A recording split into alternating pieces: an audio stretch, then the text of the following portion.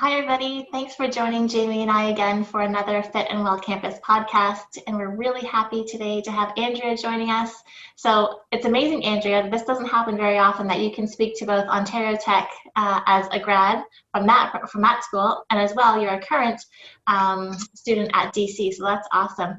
So your past program was Communication and Digital Media Studies, and then currently you're at DC for Mediation, Alternative Dispute, and it's a grad cert program. So again, awesome that you can kind of speak to both institutions so well. And Andrea as well also works at the campus rec. So you probably, if you go to the gym or visit the campus recreation and wellness center, chances are you've probably seen Andrea's friendly face there. So, and she will greet you with that same smile that she has right now. It's one of the great things about Andrea, she's always smiling. So thank you so much for joining us today, Andrea. We really appreciate it. And maybe I'll get you started off by saying, what is CCRS? Thank you so much for the introduction, Angie.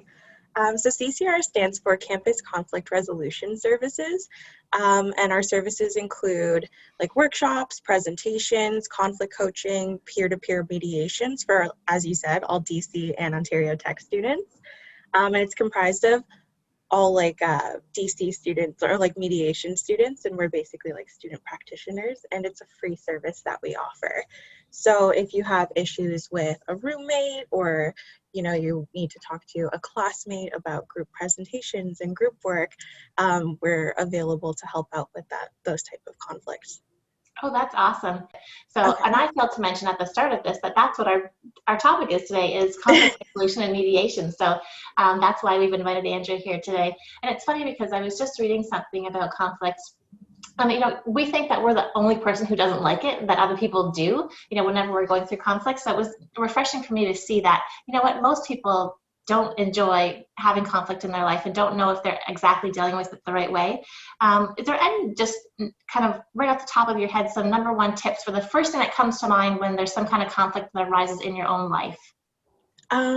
One thing I would say for conflict that arises in your own life is to take a step back. So just take a step back, kind of see where you are in that situation right now. So a lot of people don't realize that sometimes you're in a conflict and you don't even know you are. So especially with like roommates, so say you're getting frustrated that your roommate keeps leaving the dishes beside the sink and not putting them in the sink, or that the living room is messy and you keep holding it in. Avoiding conflict can create conflict, and you basically are in a conflict with yourself for trying to present that issue to your roommate. So in that sense, like when you see you're getting mad, just kind of take a step back and say, like, how can I address this without creating a bigger problem? I love that, because I would say that that's me. Like, I'll let things go, think, oh, well, hopefully it just doesn't happen again. Yeah. And then have to think, okay, well, maybe it's just, two doesn't make a pattern yet. So I let things keep going. And then it gets to a point where, like, okay, now it's been so long that it started. Like, now where do I attack it? Because I've seen it happen and not done anything about it. So I love that. I think that's a great idea, just to kind of step back first, but then also realizing that avoiding isn't going to help either. Yeah. I'm guilty for that too as well. I do that, and then by the time I explode, like the person will be like, oh, but like you haven't said anything and it's been like 3 months, and I'm like, yes. Like, well, better 3 months than 3 years. Yeah. So even though you're in the program, you're probably learning more about how you handle conflict, and you can look back and self-reflect about, oh, this is my pattern. So kind of like mindfulness, I think when we're aware of those patterns, then that helps us be just more mindful about, okay, this is one of those times that I really should probably say something. But like you said, kind of stepping back and not being emotional about it, because we've had that step back first. Yes, I have definitely learned a lot in the first semester of our program. And just even working at the CRWC, just looking back at like different issues that have arisen, and then thinking, oh, like I could have done it this way, and I could have actually taken a step back as well and not gotten like frustrated so easily, or even just at home, like when dealing with my mom or my dad, and just like the way like I know they're reacting and not reacting off of them, instead of sometimes, like, if I know a lot of people they kind of react quickly, so it's like the fight or flight. So some people will run away from the conflict. So if they're getting yelled at or they're being spoken to in an aggressive manner, then they run, or they speak back in that aggressive manner. I am guilty for speaking back. Which is surprising because I don't think I have ever seen you No, like that. I hold it in at first, so I try really hard. But like, I think at home, when I get like sass, then I'll sass back too. And I've learned with this program that, you know, that's not the way to go sometimes. Like, you have to take that step back again. I keep saying that, but it's super important that you see where the other person is coming from. So sometimes, you know, if the person you're at home with, your partner, roommate, they're having a really bad day and they kind of let it out on you, instead of immediately like fighting or barking back, you just like take that step back and go, okay, they're having a bad day, and then move on from there. And I think that's even with customer service. I like to look at it that way too. So if I have like a customer who comes in and they're not in the greatest of moods, I'm just like, okay, maybe they had a bad day. And just like tell yourself that, so then that way it's easier to respond. Sorry, Ange. Yeah, one of the things that kind of came to mind as I was listening to you there, Andrea, is how we might respond to conflict differently based on like who we're talking to and where we are. So I know for me, when I'm at work, I have my professional hat on, and you know, I need to be mature and responsible and professional. And I'm, you know, those elements and qualities come out at home too. But you know, I can imagine, you know, with family, with friends, with my partner, you know, I think there's probably sometimes subtle to significant differences and changes to how I, you know, am compassionate, or am I listening versus kind of like waiting to respond to, you know, an argument. But yeah, I think that would be something for someone who values mindfulness and tries to practice it, you know, as much as I can, would be something to be more aware of. And like specifically because, you know, conflicts, arguments, they're natural. They're going to happen in all sort of walks and stages of life. So yeah, I think that's a kind of an interesting concept for at least me to take away from this already in this conversation today. And I think I was going to touch on that too. And I had written down the word safe, because I think if I, you know, speak back to my mom, Mom, you're being ridiculous, I would never say that to Jamie at work. But again, I think it's safe for me to kind of have that outlet. But as you said, Andrea, it doesn't make it right. You know, that's still not the best way to approach my mom if, you know, just because I haven't taken a step back to see where she's coming from. And then I probably also let emotions get in there. Oh, she's just annoyed me, so I'm just going to step back. So I think that's a great point. And I think if we all were to look at, you know, the relationships in our life, you know, do we really want to treat them that way? And, you know, do they deserve that? Maybe in some cases it's yes, but some other times I know I'm probably my mom and I are so similar that I think that's why I do that. But again, I don't want, it's not, as you said, Jamie, even I should be professional with her even, and because that's a sign of respect. Mm-hmm. Yeah, and I think it's a lot of things too, just in like anecdotally, it's like probably comfort level. It's probably how familiar you are with that person, and yeah, just the environment that you're in, like who's around, who's watching, is my boss here, you know, like these important things to think about.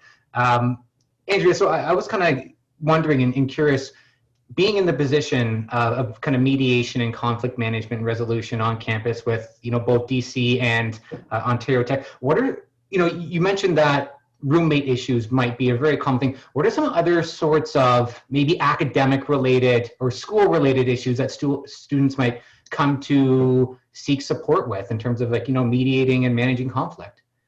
So I think one of the biggest things would be group presentations and group work. We actually last semester did conflict coaching with one of the programs, and we went in and talked to different groups, and we spoke to them about like what issues they have and like what type of conflicts they want to resolve. And one of the main things was kind of like the roles in a group. So one person kind of takes the leader, you have the supporters, and then you have some of them that just sometimes are busy with life and aren't able to like give their content in immediately, or sometimes they're just people who don't show up to the group. So that was one of the main things, was like establishing roles and figuring out how to work together as a group. And a lot of times, which I know in the past for myself too, I've been guilty of, is whether you take the leader or the support role, you kind of just take on that other person's work. and you like do the work for them, kind of keep going. And I think that's also a form of avoiding, which people don't realize. And I honestly didn't realize until I started the program, that it's like better to address it, and obviously not go up to the student and be like, oh, like you're slacking and you never do anything, you don't show up. Like by immediately attacking them, it doesn't help, because now they're just gonna shut down and be like, I'm not engaging in this. So instead it's like, are you okay? Do you need help with anything? I've noticed you haven't showed up to the groups lately. Just wanted to check in. If you've missed anything, just like let me know, and like we can work on it together. So I think it's your delivery is a big thing with like group work, at least. So I feel that's one of the big issues. And then another one can also just be with like TAs or professors, but in that sense, it's very like, you still have to be professional. You still have to, just because you're frustrated that you didn't get the grade you wanted. I know there are students that I've met in the past where they'll email like a big angry email to the professor and say like, why? And I think I deserve this. Instead, I think it's so smart to talk to your professor, like book like meetings with them during their office hours. And obviously now it's online, so book a time with them, just talk to them, say like, hey, how could I do better for the future? Or how can I fix what I've done wrong? Instead of like, again, attacking and getting angry and upset. It, like a lot of people I know shut down. So in that sense, like they're willing to talk to you. They're willing to help you, and they see that you're actually like trying. So yeah. I think that's great. And I think especially like when I think back to my university days, I never would have, short of needing help with something that my roommates couldn't help me with or whatever, I never would speak to my professors. And I encourage students to really do that as much as possible. They want to get to know you. They want to know that you understand. I loved your lecture today. It was awesome. And I had a light bulb moment when you said, those kinds of things. And then they know who you are too. If you need a reference, if you need to ask for help, they know that you're attending classes, that you're interested in the material. Like it really does help. So I love that you made that point. And there's something else two other things that you mentioned, Andrea, and I find that I do this sometimes, and I really need to watch my own language, is generalizing. Well, you never do this. You always do this. Like those kinds of things aren't helpful. Like, so even the words that we use sometimes are, they're emotional as well. So it's not likely that somebody always does something or never does something. It's, I think the language that we use when talking to somebody, which then takes you to my next point that you said, is coming alongside somebody, so that I'm not attacking Jamie for something. I'm saying, hey, like you said, Jamie, how's everything? I noticed, you haven't been to our group meetings lately. Are you okay? I love that idea. And we talk about that at the Flex a lot too. If somebody isn't happy, then say, hey, just noticing that you haven't wiped down your equipment, do you know where the paper towels are, or where the towels are, or whatever it is? So I really love that approach, and we talk about that a lot at the Flex as well, like that coming alongside somebody versus that frontal attack. Yes. Definitely important. I think it's super important, and we don't realize, like you said, that we're being aggressive in that sense. And even at the CRWC, especially with new workers, sometimes you get frustrated and you're like, oh, like, why didn't you wipe this down? Or why didn't you turn off the lights or clean this? And then I realized, like, I'll ask and be like, hey, like, do you need help? Do you know where it's going? And most of the time they'll be like, I honestly don't know where the lights are, or I cannot remember how to do this. And I'm like, oh my goodness. And then I feel bad because I'm like, I got frustrated at first, and then I'm like, oh, I'm so sorry. Let me help you.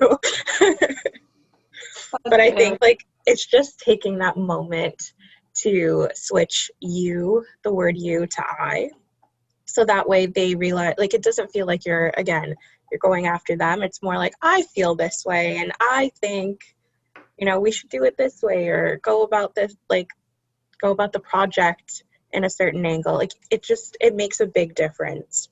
And even what you just said, you said we, so rather than it's all being about, I'm going to dump this all on you. Well, let's let me show you where the lights are, so we can do that. We can do that together. That's such a different approach too. Definitely. Something else that I read, so we've talked about kind of staying calm, and then communicate by listening. When I was looking at conflict resolution and how you handle conflict, that was one of the tips. What do you read into that, Andrea? So communicate by listening. Yes. So with communication, we've learned with the mediation program that there are three forms of communication. So there's verbal, obviously, nonverbal, and then active listening. So with active listening, it's very important that you are actually listening to the person. And you're also acknowledging, so like shaking your head, agreeing, just showing them that you are engaged in the conversation is very important, because like if you were speaking right now and I was like it just doesn't seem like I'm paying attention, and it could like make you feel uncomfortable. So I think it's super important for people to understand that their actions and what they're doing is active listening, and like shaking head, like giving eye contact, showing them that you are engaged in what they're saying. I hope that For answers sure. the question. Yeah, I no, kind of went on a tangent. no, that was perfect. And I think as you were saying it, I'm actually sitting here shaking, Yeah. shaking my head saying, yeah, I get it. That's how I feel. No, for sure. And then something else that I had written down too was self-reflect, which we've kind of talked about. So you've mentioned a number of times, until I took this program, I didn't realize that, and I think that's something that most of us, not all of us, some people are really introspective, but lots of us could do a little bit better. And Jamie, you already said you kind of had an aha moment about, how you handle conflict at work versus at home. So that self-reflection piece is really important too. Yeah, either one of you want to expand on that? Yeah, no, I think that just to touch quickly on that listening piece, because I know when students come to me and they're talking about like group work, and it's almost like the dreaded group work assignment and thing that's coming up. Like almost very few students that I've talked to look forward to having to collaborate in groups, and just that word collaborate, it often there seems to be an absence of collaboration. It's sometimes people feeling like they're being taken advantage of because they're, other people aren't pulling their weight. They want to get a good mark, so they end up doing one or two other students' work for them, and all these things that make the group work experience really difficult. But yeah, just the importance of when you get to the point and you're in conflict and you're not seeing eye to eye, is just to truly try to like actually listen. And it's that awareness, it's being present, it's that body language you were talking about, Andrea, all these things that because and I'm bad with remembering statistics, but like most of our communication is nonverbal. There's a certain percentage that's associated with that. I don't know what it is right now, but yeah. And it's like the difference between listening and then hearing to respond. So it's like actually using those I statements, like you said, and trying to avoid the yeah buts. It's like well, yeah, but this. So it's like it's less about me, as you were saying, Ange, and like let's look at a way to more collaborate. Like what's the mutual goal? What can we find that is like agreed upon, and what do we both want to accomplish here? And just finding like the common ground. And I know not all conflicts are meant to be completely resolved. Some just need to be managed, because I think there's a bit of a difference there too between like resolution and management, right? So yeah, just my kind of final thoughts on that little tidbit of the podcast. I like that you said collaboration, because we're actually learning about Thomas Kilmann, his conflict modes, and one of them is collaborating. So there's competing, collaborating, compromising, avoiding, and accommodating. And most of it, so competing is kind of like a win-lose. It's more of an I'm right, you're wrong. Collaborating is win-win, where it's let's work together. And so is compromising. So it's like let's find a middle ground, like let's work together to meet in the middle. And then avoiding is lose-lose, because it's like after you, or you go first, I don't want to go kind of thing. And then accommodating is lose-win as well, because it's like you're right, I'm wrong. So you're putting others' needs before your own. And I think it's super important just to kind of like realize that there are different types of conflict modes, because before I never really realized, like what I fit or like what I was doing. And at least at home, I'm competing. So it's like, I'm right, you're wrong. With like roommates, partners, like things like that. I'm just always like, no, I'm right. And then when I learned about it, I was like, oh, no, I'm not right. Like I need to actually work on this. But But I think it's super important. And the same thing with like active listening and nonverbal communication. Sometimes like my facial expression speaks before I do. So if I'm not happy in a situation, especially with group work or dealing with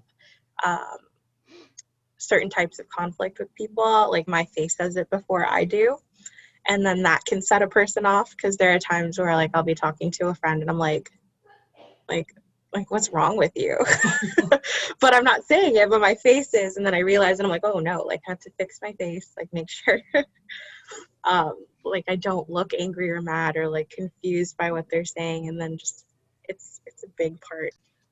And Jamie, I'm going to send you the what you were just talking about, Andrea, the Thomas Kilmann conflict modes, because I think when I see that too, I'm like, yeah, it's too bad we can't pull it up right now, but Jamie will throw it in there when we edit, and it'll be, it's, cause I think in different situations you're and dependent, you're like, so like Jamie, the chart kind of goes, so assertiveness I think is at the top or alongside, and then competitiveness, or vice versa. So if you're highly competitive and assertive, then you're going to be that win-win. I not win-lose, I got to come out on top kind of thing, versus if you're usually compromising in the middle. And it would all depend on the situation, depending on and how personal is it, how much do you really care about it, and how important is it an emergency? There's so many things that will determine kind of which way you're going to go. So it is kind of a really neat look at conflict resolution for sure. So we'll make sure that we pop that up. Yeah. Andrea, would you mind if we kind of went through a scenario? So, so we've kind of talked about group work. So maybe something like in the realm of, living with a roommate. So the one suggestion that you gave earlier was, why do you put your dishes in the sink? The dishwasher's right here. Can you kind of talk through what you would actually tell a student to say? So I come to you and I say, oh my gosh, my roommate is driving me crazy. And you say, okay, what's the one thing? Oh, the dishes are always in the sink. They're never in the dishwasher. The dishwasher's literally right there. Why do they never do that? It's driving me crazy. So what would you say? How do you start? The first thing I would say would be like, have you addressed the issue? Because obviously if you haven't addressed the issue, they don't know that they're doing something wrong. And a lot of times they think that it's okay, because it's like, you haven't said anything before, so I can keep doing what I'm doing. And then if they say obviously no, then I would suggest like addressing the issue and then talking to them in a calm manner. So don't start off with like, oh my God, you always put the dishes this way. Like, oh, like it's so annoying. Because then that can also bring out, like they can start fighting back and being like, well, you never do this and you never do that. And then it's just going to keep escalating. So I think like sitting down and actually like speaking to the person one-on-one and saying, hey, like I really don't appreciate it when you just like keep leaving your dirty dishes in there, like dishwasher is right there, and sometimes they might have a reason and they go, oh, like I'm just running late, so I kind of just like toss the dish in there, and then when I come back I think about doing it, and then I like get sidetracked. So at least that way there's kind of an explanation behind what is happening, so you can kind of take a step back and be like, okay, like I know now why it's in the sink. It's not because they're just like lazy and don't want to do anything, like they're running late. And then just kind of working on it and communicating with each other about what can be done, and then maybe even just like brainstorming ideas on like what can happen in the future. So okay, well, like if you leave your dishes in the sink, now that I know that you're running late, like I'll put them away, but when you come home, can you just run the dishwasher? Or like when you come home, if I don't sweep as much and you say that I'm not like neat in the living room, like I'll take care of the dishes and like you work on the living room. So, it's just like compromising and like brainstorming towards a resolution than just like continuously arguing, which again, my first time living away from home, that was kind of the issue where one person wasn't like really clean, and then I would get mad because I ended up cleaning it up, but then I'm to blame too because I'm cleaning up their mess and I'm not saying anything. Yeah. And they're just like used to it. They're like, well, you always wash the dishes or you always do this. So I think like by addressing the conflict, that's like a big step to it too as well. In hearing you talk there, Andrea, I think a lot of the times what gets in the way too are expectations and when they're not met. So, the expectation that the dishes are done, I will do the dishes. So I expect you to do the dishes, but I'm not going to tell you that. But in my head, I still expect you to do the dishes. Right. And I know that in my own personal relationships, that's a thing. And especially when I'm talking to students, and conflict, quickly another side to it, it's like, it's not always conflict with other people. We can have conflict with ourselves and our own expectations. And when those aren't met, all those sort of negative emotions and sort of those negative, like, psychological things that happen and how we feel afterwards, right? And so always talking to students about checking in on those expectations of ourselves, of others, and then, like you said, get to the kind of the basis and communicate those things, because not only as a way to resolve or manage conflict, but to also avoid them, as a kind of preventative maintenance. And I know by the time I finished, was it my degree or diploma? I forget, one of either college or university. By the time I was almost done, and I think the final courses, there were group work, I think a lot of us had come to the understanding, okay, well, these are the expectations of the group. You kind of get things out there first and foremost. You communicate things like right away. And it doesn't mean you're going to completely avoid conflict, but it can go a long way to ensuring you're on the same page, or, you're going to collaborate as much as possible. And yeah, just that communication piece is so important. It also just avoids that buildup. So like the volcano, basically, like you're just waiting to erupt, and then like that little pebble falls in, and it's just like it could literally be just like a small brush, or the fridge wasn't completely closed, and then you just explode.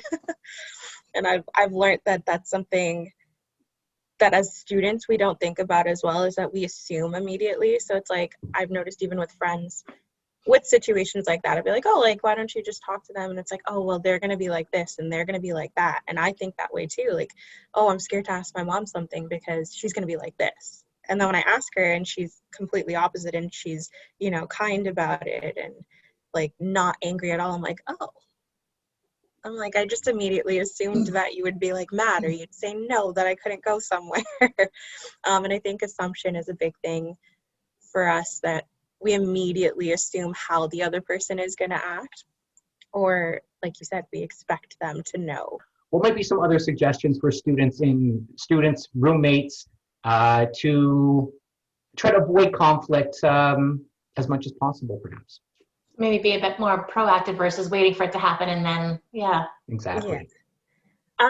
I think with that, it depends also on like how the students are in their individual lives, but I think like with roommates, at least, it's setting expectations right from the beginning. So with my third house, we were all friends before we moved in, or most of us were friends, so we knew kind of what to expect with each other. But as soon as we came in, it was like, okay, so on these days, like, we're alternating. The boys will do the garbage, the girls will do recycling, or if you guys are going to be like keeping the kitchen messy, then like I don't mind cleaning it up, but like please make sure you sweep, mop, and like vacuum if you have to. So we set those ground rules immediately, and then that way it was a bit of a smoother ride than waiting. There were obviously times where there was conflict between us because like someone didn't do what they were supposed to. But I think like just setting those ground rules and making sure, okay, like you're going to do the summary for our group project. You're going to do the conclusion for our group project, and I'll work on like references and finding all of the information. Once you have like those set established ground rules, then it kind of helps the process. Like you can't avoid conflict all the time, and conflict is never really bad, nor is it good. But it definitely helps kind of deal with it a little better. That's great. And I was thinking, when you were talking about addressing the issue, I was thinking about, Andrea and I were talking about this when we spoke last week. There's a student that worked at the Flex who had a gentleman that was coming in that used the gym, was like always, drawing her pictures and leaving her notes, and she was feeling like, oh, like I don't appreciate this. And I remember she said something to me about it, like this has gone on for like a month or so. I said, well, have you told him? Well, no, I don't want to hurt his feelings. But then you're suffering and you're making this a big deal in your life, and you're worried every time you work that he's going to come in and do something that is unwanted, but you haven't said anything. So give him the benefit of the doubt that, hey, if you tell him, then we'll stop. And it did, so it's one of those situations. Like, I think that it just seems so clear, like, well, have you said anything?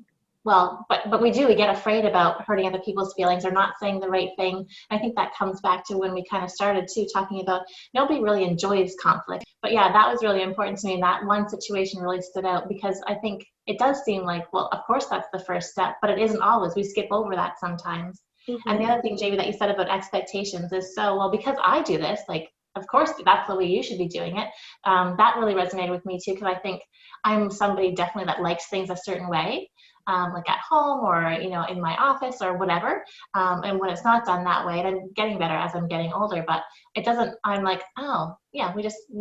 it's not a priority for Jamie to do things this way. Jamie's more prioritizing this aspect. So I think those are two, real key concepts that came out for me in that last little bit. Yeah, I think conflict, it kind of reminds me of math. I'm not a huge, I was in communication, so I'm not like big on math, but I remember this one thing would always arise is I would have to do like certain equations by step, like how the teacher tells you to do it. And then one thing that would arise when my mom would be like, no, you have to do it this way. And it's a totally different way. So there are two ways of getting the same answer.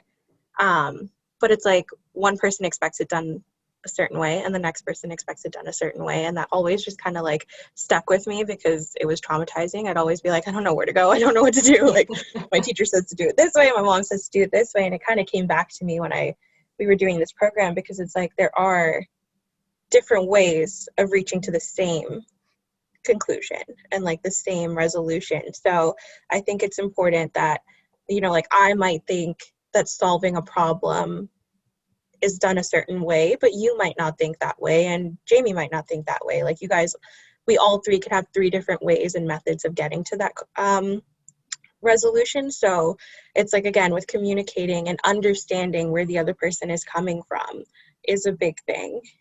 So that way you kind of you understand what they're like how they're thinking and like their thought process. And I know, like for me, I'm always like, no, like it has to be done this way. And then someone will come around and be like, but why can't it be done this way if you're having the same like end goal? And I'm like, oh, like, yeah, I guess. But yeah. No, that's a good point. And I can see that too when you, like, as a kid coming home and the teacher says, do it this way, and your parents say, no, do it this way. And you're like, oh my gosh, now what do I do? I totally get that. But you're right. It ends up with the same result, which is, that's important. And something else you just said reminded me of something that I read this morning. If you are having in a conflict, asking someone what they want and why they want it. Because then, if you say to me, well, Ange, this is really important to me, and I really prioritize a clean kitchen, because I get nervous about cooking if I think it's dirty, and I just think that's just really important to me. Oh, Andrea, I'm glad you told me, or Andrea, I'm glad you told me, so that then I can say, I know where you're coming from at that point too. Mm-hmm. Anything else, folks, that we can think of? I think I said my little keener has all my things that we talked about. I think I've checked them all off. Any final words, Andrea, that you would send students off with? I think the main thing is it's with the mindfulness too. Just kind of like calm yourself down before you start, like you go into any project or any issue or conflict that has arose with you, and just kind of take that breather, take that moment for yourself. And then, like you said, communicate with the person and see like why they're acting a certain way or why they're being the way that they're being. And then it kind of helps you go on from there. And I think it's important that we just kind of remember that conflict isn't bad. It's not a bad thing. So if you do get into a situation or an issue arises, then it's not bad. It's like a learning curve for you too, and it's okay. So you don't have to feel like overwhelmed when you get into conflict. Like I think that's one thing that I would do too, is just I'd feel like overwhelmed when there like a situation would arise, and I'd be like, oh my god, like what do I do? How do I handle this? And it's just like sometimes you got to take that step back and just be like, okay, I can do this. It's not that big of a deal. Let's just communicate, say what I'm feeling, listen to what they're saying, and we can move forward to meeting in the middle. And so, Andrea, if students want to know how to actually connect with you and your services, how would they go about doing that? So we do have an Instagram page and a Facebook page. It's CCRS_DC. But yeah, definitely you can email me, and then I will respond back and we can figure out if you want like a mediation. So that's where you and the other conflicting party would come in, and mediations are all confidential, just a quick reminder. So none of this will get out to anybody. Like, I take notes during the mediation, but most of the time, like after 60 to 90 days, I'll like destroy them and it's not there. It's just more for reference. And with mediations, I think it's important for people to know that there doesn't always have to be a settlement or a resolution. Sometimes it's just like overwhelming, and even if you meet a little bit in the middle but you still haven't gotten exactly what you wanted, it's not bad. So yeah, definitely if you need a mediation, you can email me. If you want like conflict coaching, so if it's like a group project and you just need help, we're normally there. And as mediators and student practitioners, it's more we guide you to a resolution. We don't sit there and tell you what to do. It's more just like, oh, so like, how do you think you can work together, and how do you think, or like what do you think would be like the right thing to do in this situation, just to kind of get them to like start communicating and opening up. But yeah. That's awesome. Andrea, approximately how many students would use the service, do you know, like in a semester or in a year? So far with this semester, it's been a little harder because it's online. So I think just kind of getting out there, but most of the time it's more like students that have issues with roommates, or like roommate disagreements, or again, like group projects and just like, or teamwork, and they're not able to, even like with varsity, if you have issues in that sense, and like we could do like conflict coaching with teams, just kind of like going in and talking to them, because I know I played lacrosse like my second year. But I knew that that was a big thing that we focused on too, is like just making sure team building, and like there wasn't that much like conflict, so that when we went on the field, we actually worked together instead of, like one trying to get like all the scores, or it's just like one of those things where I think it's super important. I kind of trailed off. I'm sorry. Yeah, no, that's totally fine.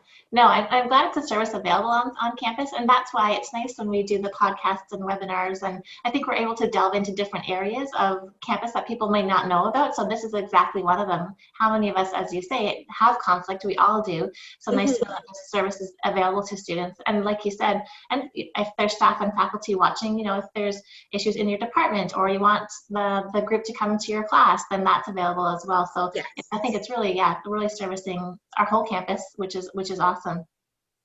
Yeah. Any final words, Jamie?